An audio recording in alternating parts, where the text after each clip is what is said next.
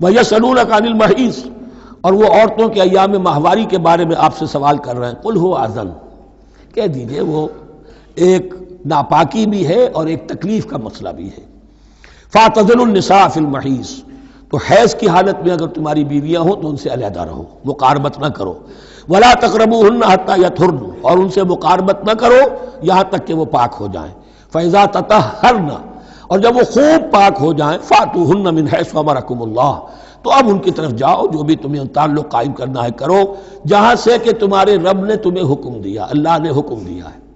یہ اللہ کا حکم کیا ہے؟ یہ ہے امر طبیعی، ہر انسان جانتا ہے، ہر حیوان کو معلوم ہے، وہ طبیعی شے ہے. لیکن یہ کہ اب عورتوں کے ساتھ بھی اگر انسان جو ہے وہ لواطت کا فعل شروع کر دے قوم عمل لوط، تو ظاہر بات ہے کہ عمل قوم لوط تو وہ چیز جو ہے غلط ہے، وہ حرام ہے. یہ تو اللہ تعالیٰ نے جو بھی تمہاری فطرت میں ڈالا ہے راستہ، وہ در حقیقت من حیث امرکم اللہ، ان اللہ یحب التوابین ویحب المتطہرین، یقیناً اللہ محبت کرتا ہے بہت توبہ کرنے والوں سے اور بہت پاک بازی اختیار کرنے والوں سے، ان ناپاک چیزوں سے دور رہنے میں. نساؤکم حرث لکم، تمہاری بیویاں تمہارے لیے کھیتیوں کے مانند ہیں، جیسے کھیت میں بوتے ہو فصل کاٹتے ہو، بیویوں کے ذریعے سے اللہ تعالیٰ تمہیں اولاد عطا کرتا ہے.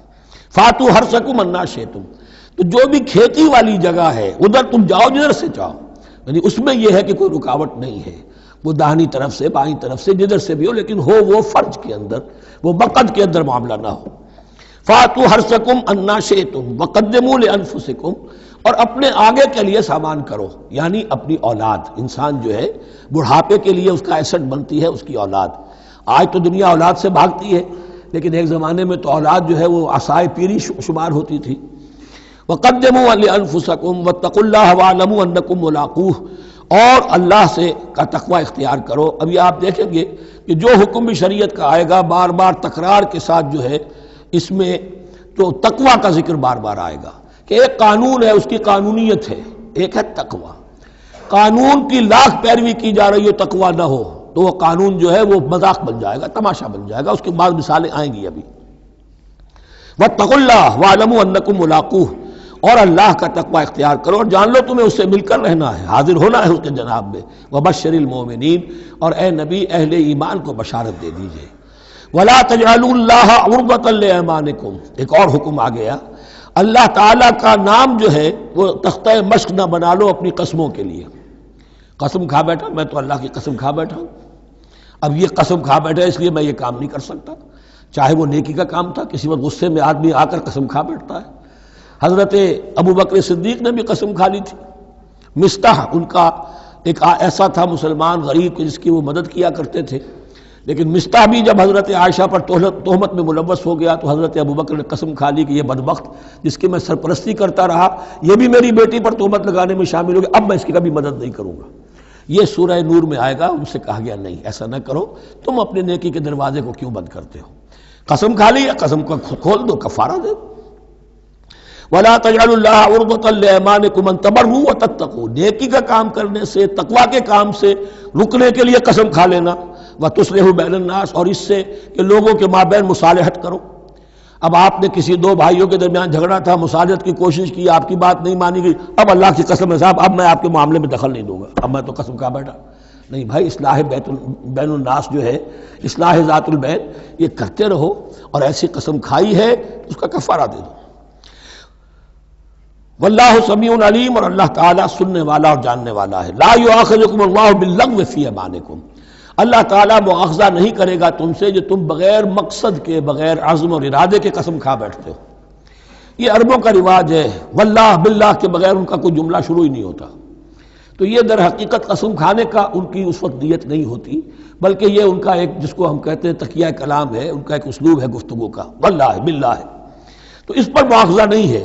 وَلَٰكِن يُؤَاخِذُكُم بِمَا كَسَبَتْ قُلُوبُكُم، ہاں جو تم نے ارادہ کر کے، تمہارے دلی ارادے کے ساتھ جو تم نے قسم کھائی ہے، پھر اس پر مؤاخذہ ہوگا. اس سے توڑو گے، اس کا ایک کفارہ ہے، وہ بعد میں آئے گا. وہ کفارہ جو ہے وہ پھر سورہ مائدہ کے اندر آ جائے گا.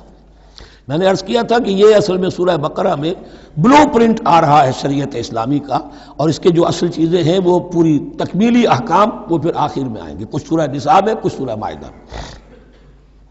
واللہ غفور حلیم، اللہ غفور ہے، بخشنے والا ہے، اور حلیم ہے، فوراً نہیں پکڑتا، فوراً سزا نہیں دیتا، مہلت دیتا ہے کہ اصلاح کر لو۔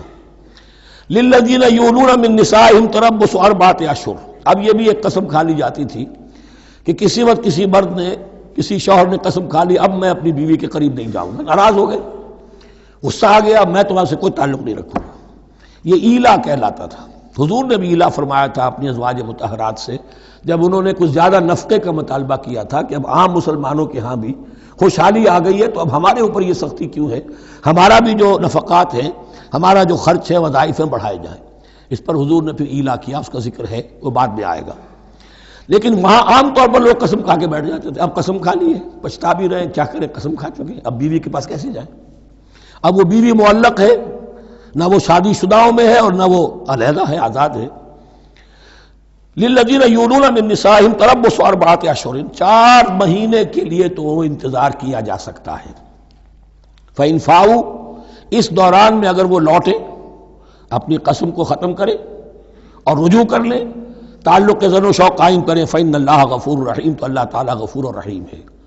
وإن عزموا الطلاق، اور اگر وہ طلاق کا ارادہ کر چکے ہوں کہ واقعتاً اب ان سے سیپریشن ہی ہے، فإن اللہ سمیع علیم، تو اللہ تعالیٰ سننے والا، جاننے والا ہے۔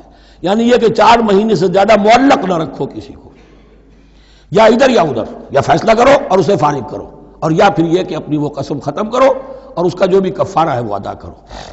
اسی پر غالباً قیاس کیا تھا، بلکہ ساتھ ہی سیرت میں آتا ہے کہ حضرت عمر نے حضرت حفصہ سے پوچھ بھی لیا تھا۔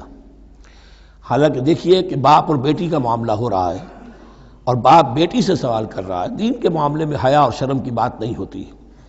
ان اللہ لا یستحی ان یضرب مثلا ما بعوضۃ فما فوقها، تو یہ کہ جو لوگ جہاد پر جاتے تھے، کوئی سال بھر گھر واپس نہیں آ رہا، اب ایک طرف تو ان پر مشقت ہے، وہ بیویوں سے دور ہیں، اہل و عیال سے دور ہیں، ادھر عورتیں جو ہیں وہ بغیر شوہروں کے جو وقت گزار رہی ہیں، تو پوچھا کہ کتنا عرصہ تم سمجھتی ہو کہ ایک عورت اپنی عصمت اور عفت کو سنبھال کر اپنے شوہر کا انتظار کر سکتی ہے؟ تو حضرت حفصہ نے کہا 4 ماہ، اور میں سمجھتا ہوں شاید انہوں نے اسی پر کہا ہو کہ یہ معلق رکھنے کا حکم بھی قرآن مجید میں جو ہے زیادہ سے زیادہ اس کی مہلت 4 مہینے ہے۔ والمطلقات یتربصن بانفسہن 3 قروء، اور جنہیں طلاق دے دی جائے ان پر لازم ہے کہ وہ اپنے جیوں کو روکے رکھیں 3 حیض تک، یہ عدت ہے۔ طلاق کے بعد 3 مہینے کی عدت ہے۔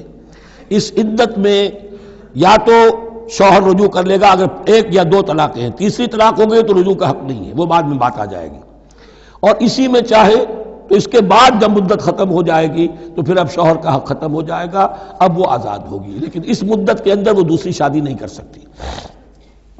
والمطلقات یتربصن بانفسهن 3 قروء ولا يحل لهن ان يكتمن ما خلق الله في ارحامهن، اور ان کے لیے یہ حلال نہیں ہے، جائز نہیں ہے کہ وہ چھپا لیں جو کچھ کہ اللہ نے پیدا کر دیا ہو ان کے ارحام میں۔ اگر حمل ٹھہر گیا ہے اور بیوی کو ڈر ہے کہ اب یہ شوہر تو طلاق دے دے گا، وہ اپنا حمل چھپا رہی ہے تاکہ پتہ ہی نہ چلے اس کو، کیونکہ وہ چاہے گی کہ بچہ میرے پاس رہے، بچہ بچی جو بھی ہو۔ ظاہر بات ہے کہ بچہ اور بچی جو ہے وہ ماں کے لیے تو جگر گوشہ ہے، اس کے جسم کا ٹکڑا ہے، اس کے جسم کا لوتھڑا ہے، تو وہ چھپانے کی ٹینڈنسی ہوتی ہے کہ وہ جھگڑا ہی نہ اٹھے۔ ولا يحل لهن ان يكتمن، ان کے لیے جائز نہیں ہے کہ وہ چھپائیں ما خلق اللہ فی ارحامہن، جو کچھ کے پیدا کر دیا ہے اللہ نے ان کے رحموں میں۔ ان كن یؤمن باللہ والیوم الآخر، اگر وہ فی الواقع ایمان رکھنے والی ہے اللہ پر اور یوم آخر پر۔ وَبَعُولَتُهُنَّ أَحَقُّ بِرَدِّهِنَّ فِي ذَلِكَ إِنْ أَرَادُوا إِصْلَاحًا، اور یہ جو عدت کی مدت ہے اس میں ان کے شوہروں کو حق حاصل ہے، زیادہ حقدار ہیں کہ انہیں لوٹا لیں، اسے رجعت کہتے ہیں، رجوع کیا جا سکتا ہے عدت کے اندر، لیکن تیسری طلاق کے بعد نہیں۔ پہلی طلاق، دوسری طلاق، اس کے بعد دونوں میں جو عدت ہوگی اس میں رجوع کر سکتا ہے شوہر، اس کا اختیار ہے، بیوی کو نہ کہنے کا اختیار نہیں ہے کہ اب تم طلاق دے چکے ہو، اب میں تمہاری بات ماننے کو تیار نہیں ہوں، اس کا اسے حق نہیں ہے۔ اسے پھر وہ مرد کا جو حق ہے وَبَعُولَتُهُنَّ أَحَقُّ بِرَدِّهِنَّ، وہ زیادہ حقدار ہے کہ انہیں لوٹا لے، فی ذَلِکَ، اس مدت کے اندر ان ارادوا اصلاحا، اگر وہ واقعتاً اصلاح ہی چاہتے ہیں۔ وَلَهُنَّ مِثْلُ الَّذِي عَلَيْهِنَّ بِالْمَعْرُوفِ، اور ان کے لیے حقوق ہیں جو کہ مناسبت سے ہیں ان کی ذمہ داریوں کے، وَلِلرِّجَالِ عَلَيْهِنَّ درجہ، اور مردوں کو ان پر ایک درجہ فوقیت کا، ایک درجہ فضیلت کا، ایک درجہ حقوق کا حاصل ہے۔ واللہ عزیز الحکیم، اور اللہ تعالیٰ سب کچھ جاننے والا، اللہ زبردست ہے اور حکمت والا ہے۔ یہ آیت اصل میں اس زمانے میں بہت مس انٹرپریٹ ہوئی ہے، اور بعض مترجمین نے بھی ترجمہ غلط کیا ہے۔ یعنی اس کا یہ ترجمہ کردہ لہن مثل الذی علیہن، ان کے بھی حقوق مردوں پر ویسے ہی ہیں جیسے مردوں کے حقوق ہیں ان پر، تو یہ تو مساوات ہو گئی، اور مساوات جو اسلامی شریعت میں مرد اور عورت کے درمیان، شوہر اور بیوی کے درمیان نہیں ہے۔ مراد کیا ہے؟ لام اور اعلیٰ کا جو استعمال ہوتا ہے عربی میں، لام کسی کے حق کے لیے اور اعلیٰ کسی کی ذمہ داری کے لیے۔ لہن ان کے لیے حقوق ہیں، مثل الذی علیہن جیسے کہ ان پر ذمہ داریاں ہیں۔ اللہ تعالیٰ نے جیسے ذمہ داری مرد پر ڈالی ہے ویسے حقوق اس کو دیے ہیں، جیسی ذمہ داری عورت پر ڈالی ہے اس کی مناسبت سے کورسپونڈنگلی پروپورشنیٹ جو ہے اس کو بھی حق دے دیے ہیں۔ اور اس بات کو کھول دیا، مساوات کہاں سے آئے گی؟